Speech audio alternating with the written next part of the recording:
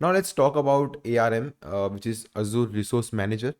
So these are some of the common services which is being used within the Azure services, like virtual machines, storage accounts, Cosmos DB, app services, and so on. So I'll take you to all those services, try to explain what these services do and how it's useful. So first one is a virtual machine. So virtual machine is just a VM where you create a VM. You have an IP. You can get logged in by an SSH key or maybe with a password. You can even restrict the IP. I mean, you can even restrict the ports, which ports should be available or should be opened. So let's say you have initiated a port 8080, but in the settings of virtual machine you have not yet opened that port, so that means that no one would be able to access the port 8080 because it was not configured. Second is storage account. So in storage account we have four different types of storages, uh, like containers, file share, queues, and table. So when I say storage containers, so containers are like AWS S3 buckets. It's just a bulk storage where you can upload any kind of file, any type of file. The by default the maximum by default the size of the storage is around 5 GB. So this was the first part, containers. The second type of storage it has is queues. So in queues is basically like a messages where you push some messages and someone in the backend or someone who he will be able to see all the messages in the queues. Third is table.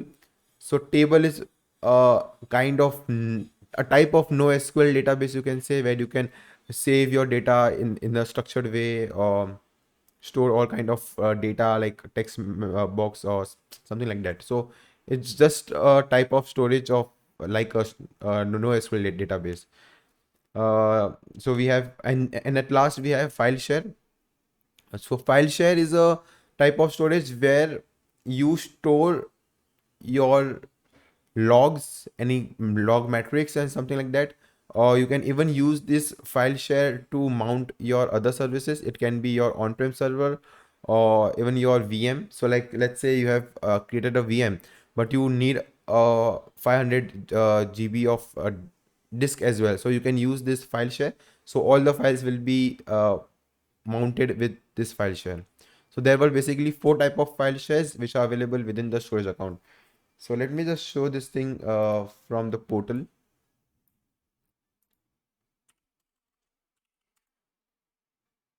Okay, I'll get logged in with my account.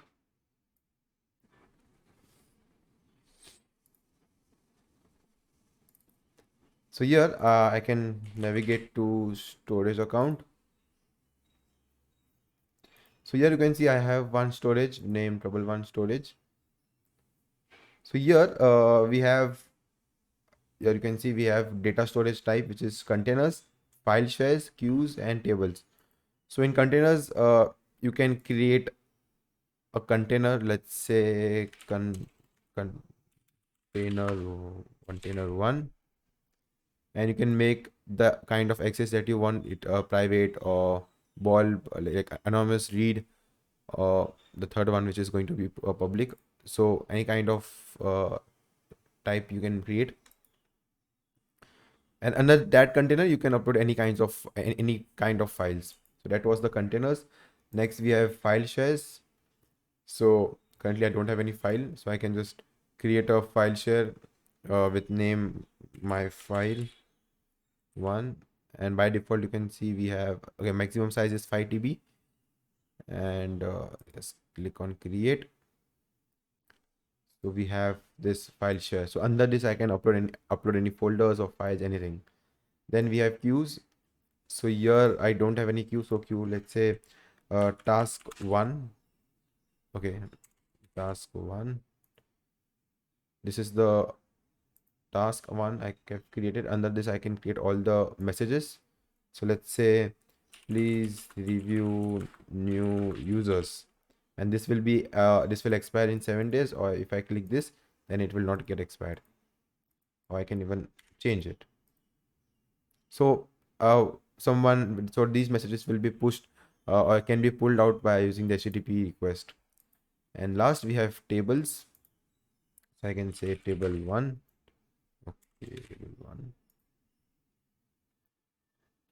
Mhm. Fine. And here I can upload the data by the HTTP request. So these were some of the storage types of storages. Then we have Cosmos DB. Cosmos DB is basically a part of your database. So Azure offers you many types of databases. So where one of the type is Cosmos DB. So Cosmos DB is owned by Azure. So Cosmos DB also offers you different types of storages. It can be NoSQL structured in different ways. Then we have app services. So app services is a service which allows you to host your application, which will be publicly available, or which will get publicly accessible. So it's basically very useful for any developer to push the application. Let's say I'm creating an application with on my Visual Studio Code. Let's say Python application or Node.js application. So within few clicks, with just few clicks, I can host my application. I can deploy my application within the app service, and it will give me a URL with a domain, and that from there I can access. Anyone can access that particular application. Then we have automation accounts. Automation account is a type of service which allows you to automate things. Let's say, when you create an automation account, you are allowed to create some runbooks. So let's say you have created a runbook one. Now this runbook is basically a book, or you can say a page, or you can say a script that contains a code, and that particular code can get executed anytime, like according to you. Basically, you can schedule the timing, at what time do you want to run that specific script. The script can be in PowerShell and Python. So let's say you have scheduled for every day. So every day that particular script will get executed.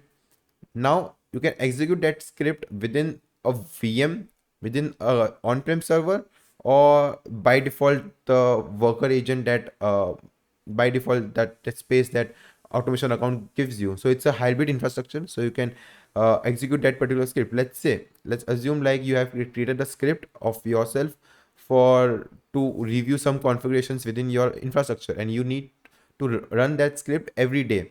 So every day you can schedule a time. So every that time that particular script will get executed, and you can see the output within in the jobs. So basically it's an automation service, you can say.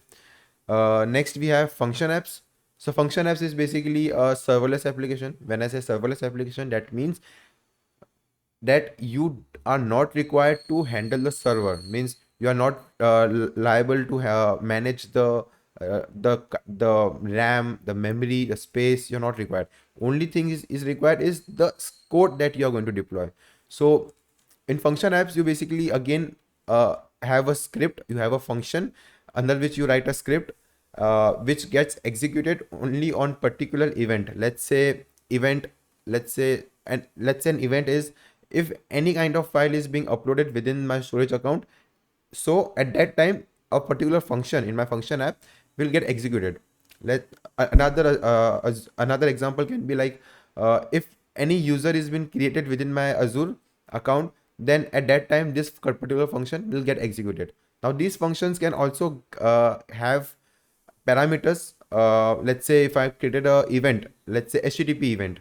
So whenever this particular URL link gets executed, gets called, then that specific function will get executed. So from there we can even send the parameters. Parameters can be the name or file data or any kind of data. So these were the function apps. Next we have container registry.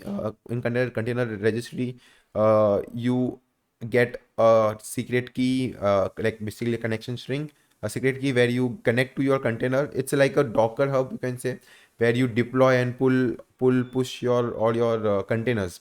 So it's a place where you can store all your containers. Next we have logic apps. So logic gaps is something where you can create a logic of how different types of services or different things should work. Let's say I have created a logic where if a specific URL gets hit, perform this task. Then once this task is done, perform this another task. So I can basically create multiple tasks. So one example can be, let's say, in my logic app I can get an example. Let's say if a file is being added in my storage account, so my logic app first task will be check if any file is being uploaded. Once the file is being uploaded, send that file to the function app. Then that file will that this logic app will send that file to function app. Function app will have some code which will perform some scans.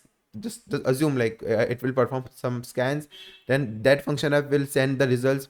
Then after that, send the data back to the storage account or maybe somewhere else. And maybe once done that, you can another logic will be at the end, send an email to the user that your file has been scanned or it's proper or any kind of thing. So you can create multiple logics how you want to make a process, so in that way. So these were some of the common services.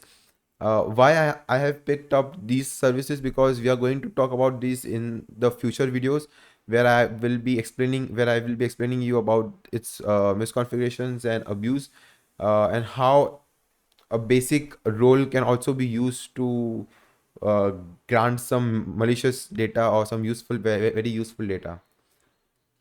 So this much for this video. In the next video, we are going to jump on the offensive stuff. We are going to see the initial access thing, how we can get into the Azure thing. Okay, so see you in the next video.